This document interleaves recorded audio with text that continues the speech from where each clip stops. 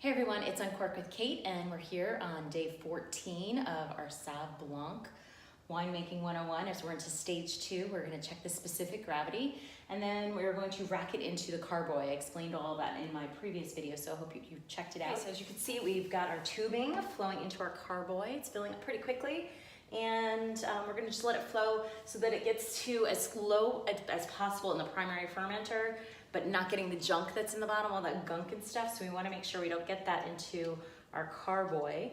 We're going to agitate it by swirling it a little bit with a spoon. We're going to add a few more things into it. We're going to let it sit for a couple of weeks, and then we should be ready to drink some wine. So we're just going to let this flow for now, and you'll see the different additives in the agitation of what's coming.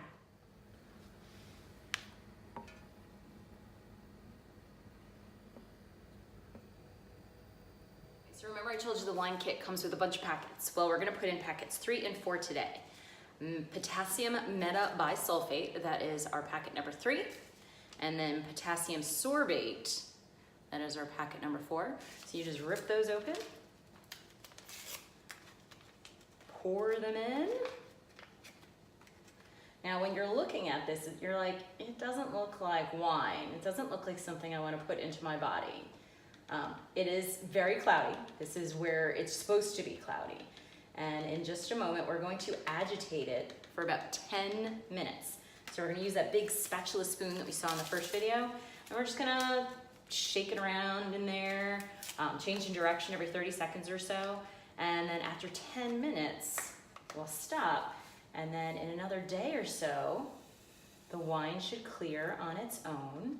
And you'll see it over time. I'll take a few pictures for you too and see how it clears itself out. Okay, so you got remember, sanitized equipment. The big fat part doesn't fit in this way, so we need to go with the skinny part, and it just kind of sits there. And so now I just sit here like this, going back and forth for about 30 seconds, and I'll turn direction, I'll go back and forth this direction, and it just kind of swirls it up a little bit, agitates it. You can even see the bottom of the spoon hitting down there. You'll eventually see some sediment that settles down at the bottom of the carboy, and when we bottle it, we obviously are going to be careful not to get that extra sediment into the bottles.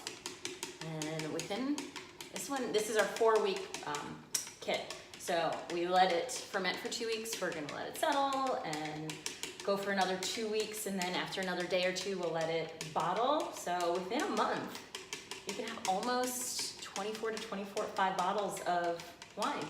Pretty cheap too. Okay, so now I'm ready to add my 5th packet, and honestly, I can't pronounce it. I don't know what it is. It's just in the kit, and it tells you when to put it in. Some kits come with 2 packets of this, and so now I'm just gonna go ahead and pour it in.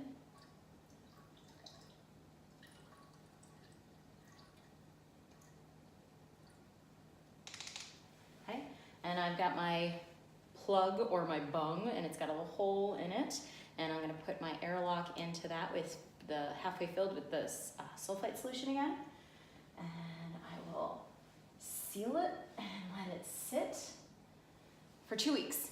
So we shouldn't hear it bubbling as much as we certainly did when it was fermenting, but you can see at the top there is some gas around here that is going to be released from there.